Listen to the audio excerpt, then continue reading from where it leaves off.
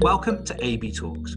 Now, last week we saw the return of the Arabian travel market with attendees from more than 90 different countries. And today on AB Talks, I'm delighted to be joined by Paul Griffiths, the CEO of Dubai Airports. Paul, welcome to AB Talks. Thanks, Scott. Good to be here.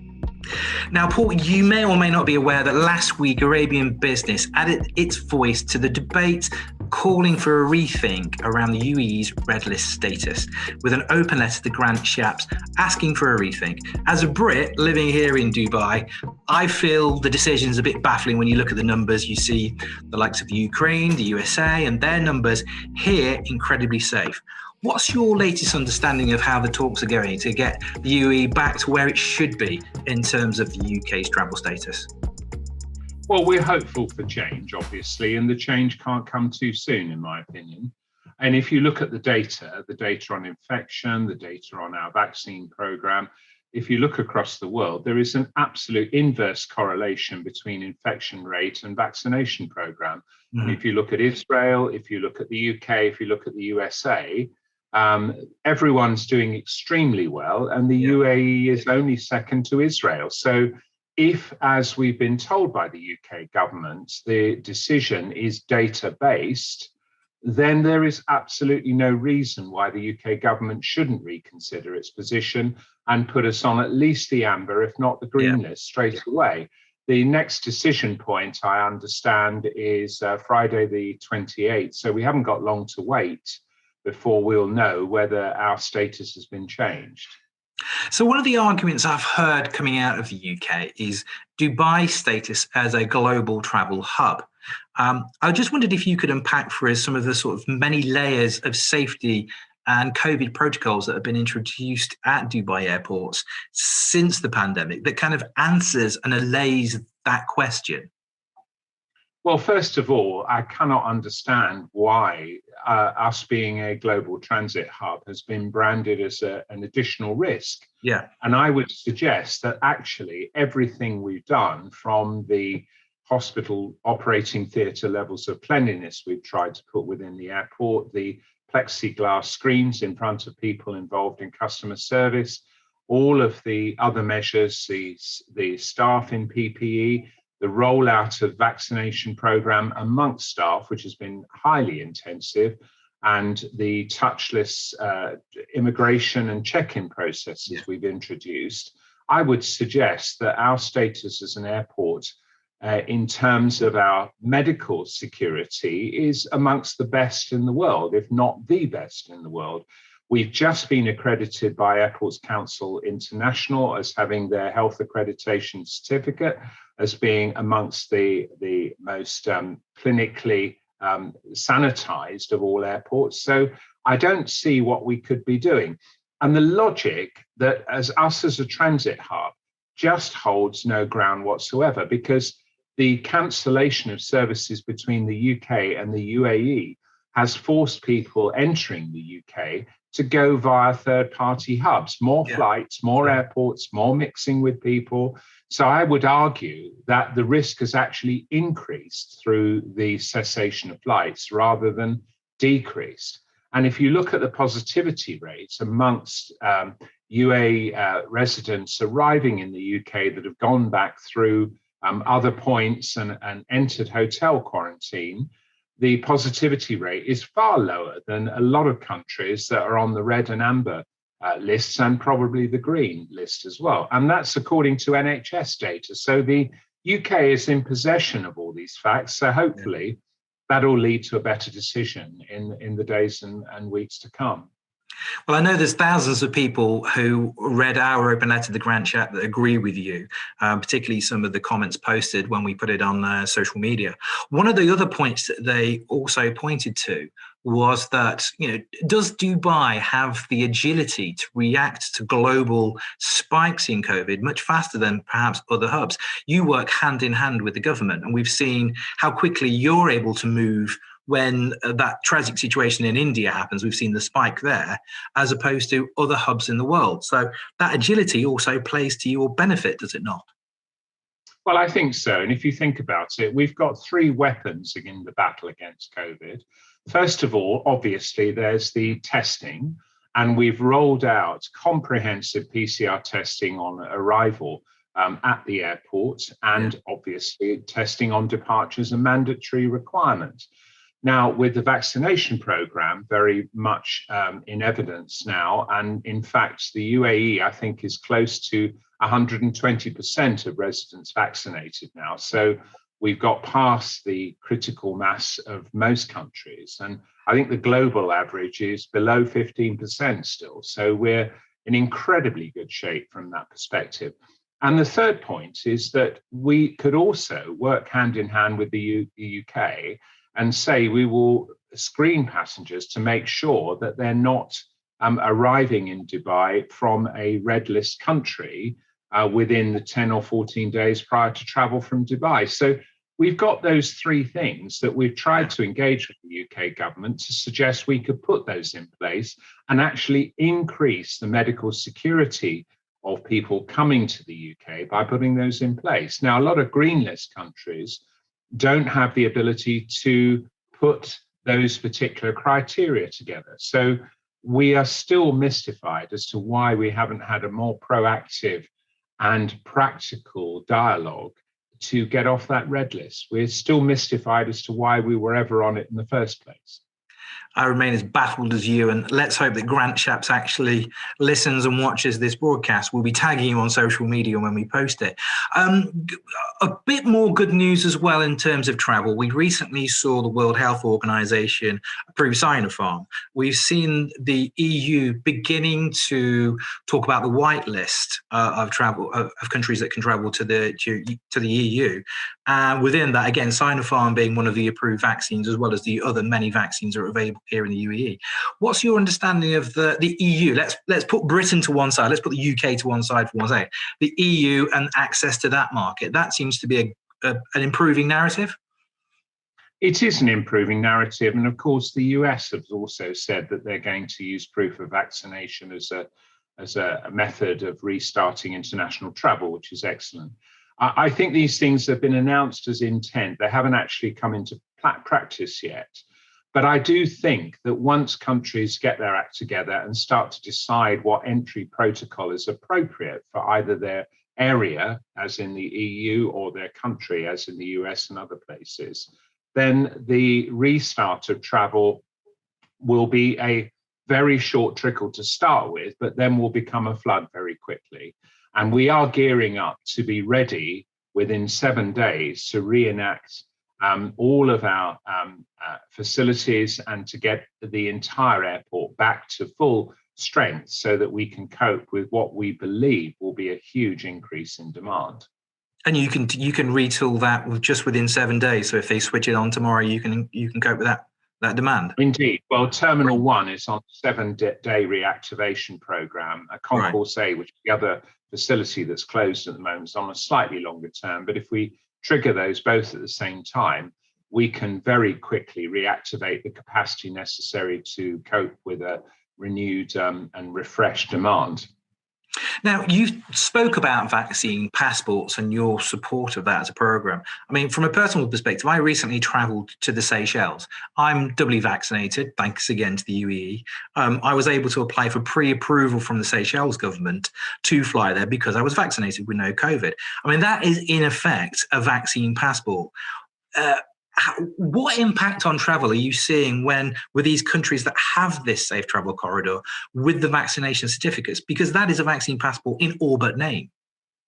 Well, vaccine passports are nothing new because we've had vaccine certificates before. I mean, travel to Africa, 20, 30 years ago required the possession of a yellow vaccination certificate, which proved that you had yellow fever, typhoid, various other vaccines to be able to enter that country because of the perceived infection risk. So we're not dealing with anything new. The only problem here, of course, this is a global system.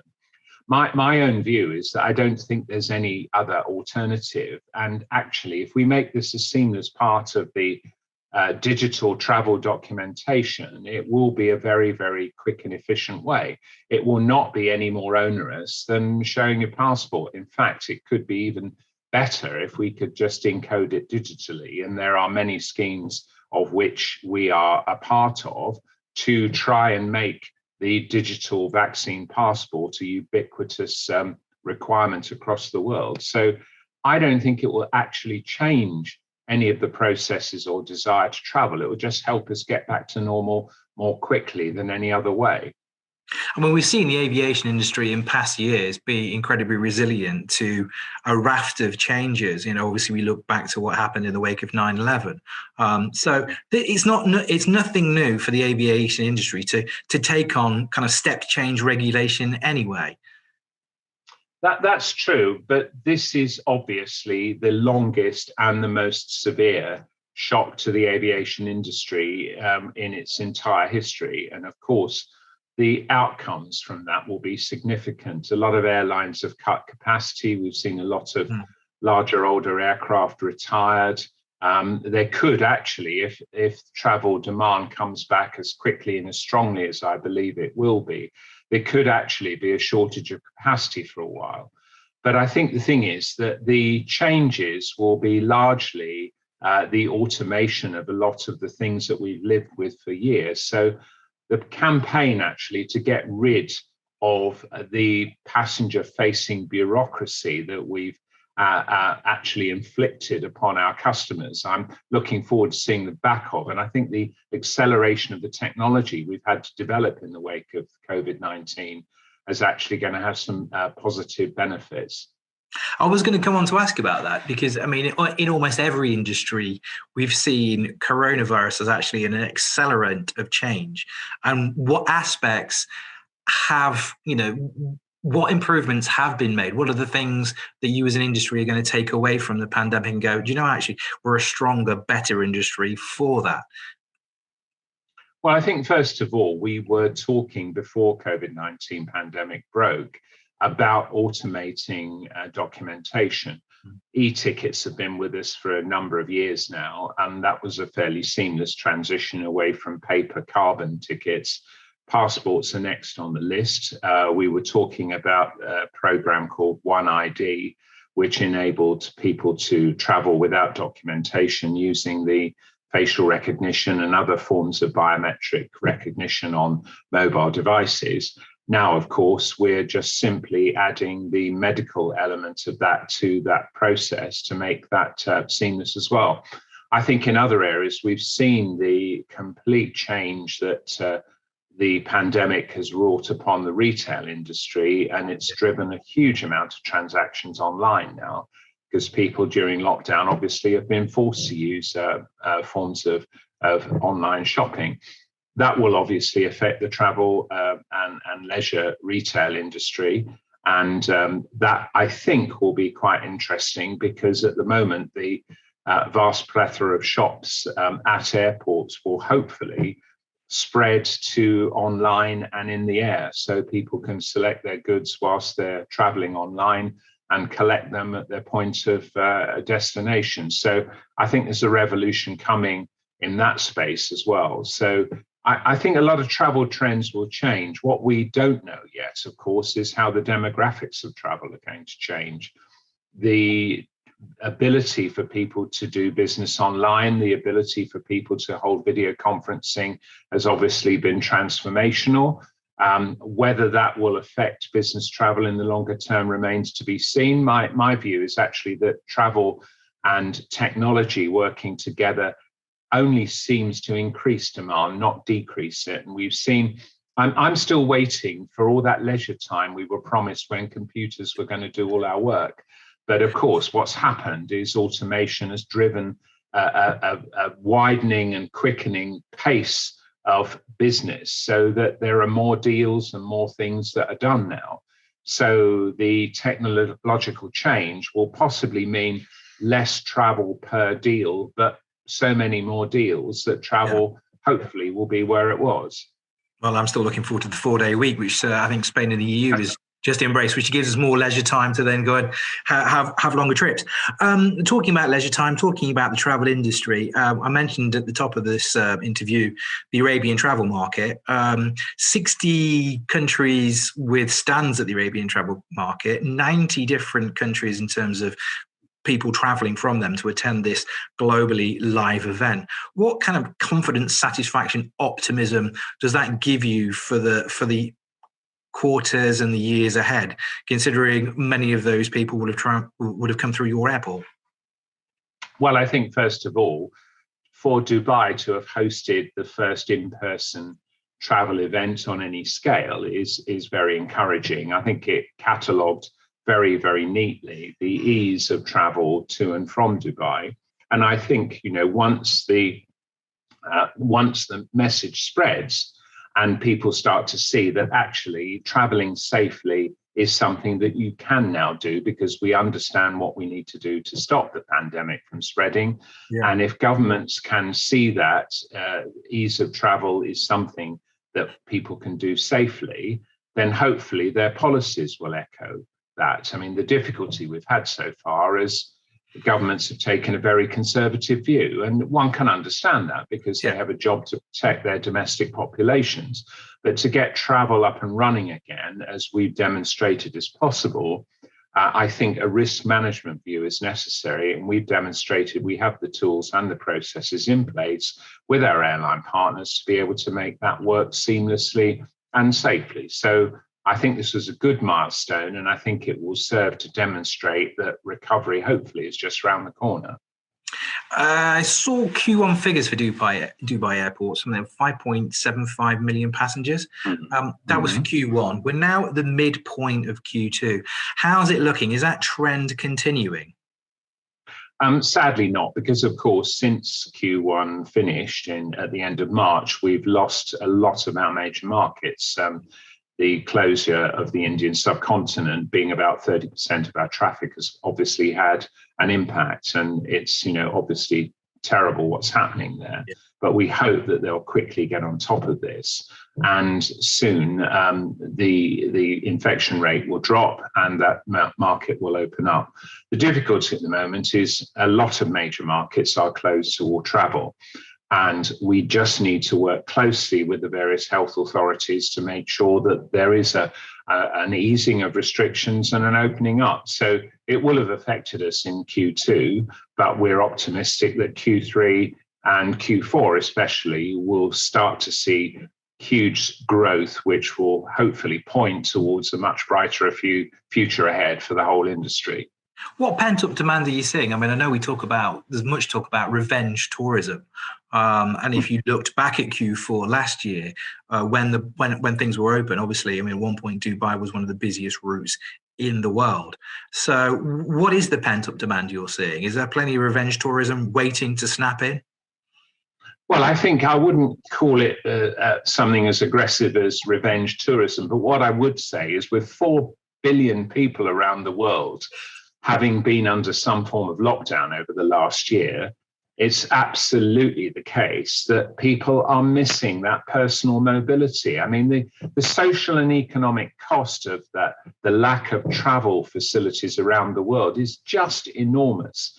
And I think the longer it goes on, the more people are just desperate to get on an aeroplane and go and see their family and friends. Yeah. And I think, when we established that travel corridor in November with the UK, the surge of bookings was absolutely incredible. I think we had something like 190,000 in a single week. So we believe that there will be enormous pent-up demand as soon as restrictions are eased and people start to book, because people, I can tell you, are just desperate to travel and to see friends and family all over the world.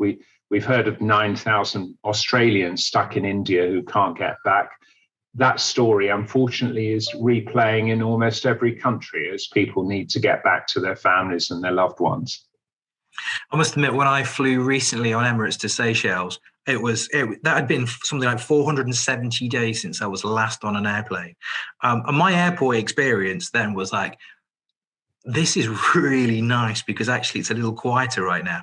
So is now actually one of the best times to fly? Get in now before we get that rush back.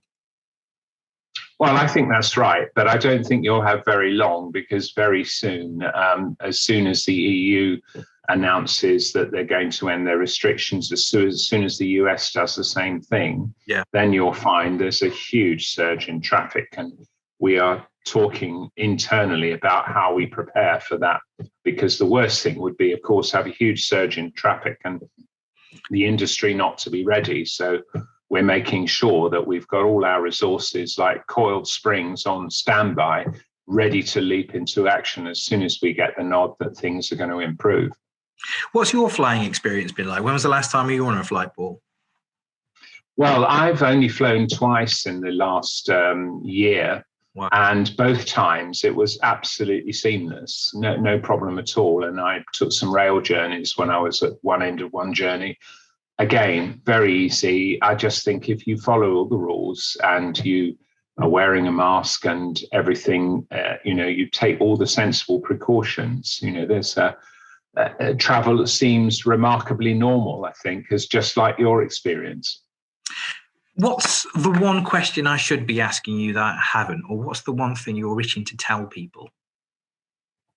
Well, I suppose the thing is, what will life be like post-pandemic, and how quickly are we going to get back to normal? That's the thing that a lot of people ask. And I think the answer to that, if I can answer my own question, is that we believe by 2024, we should start to see a return to the pre-COVID levels. I mean, we were close to 91 million passengers in 2019, and we believe we're going to get back to that level very quickly.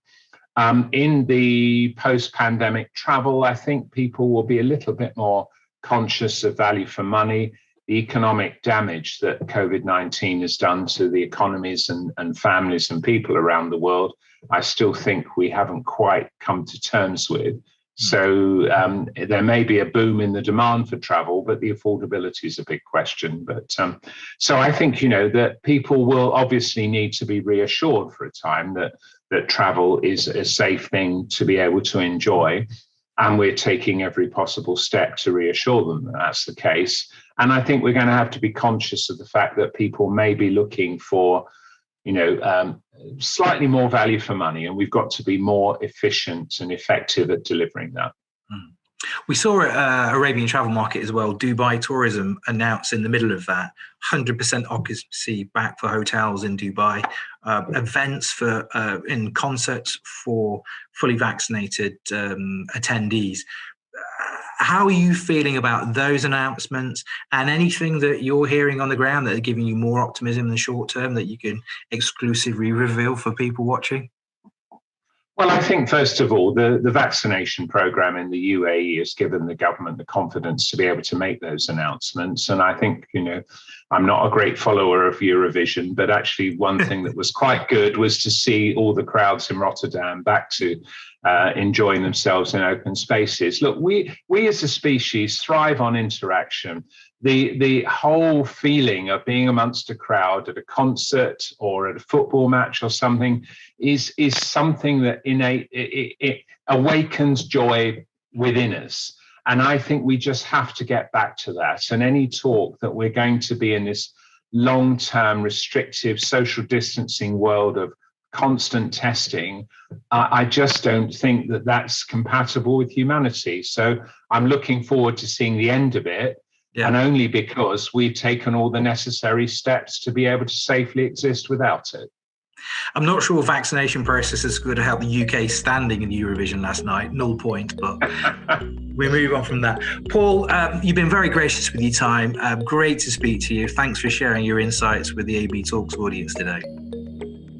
Great pleasure. Thanks very much.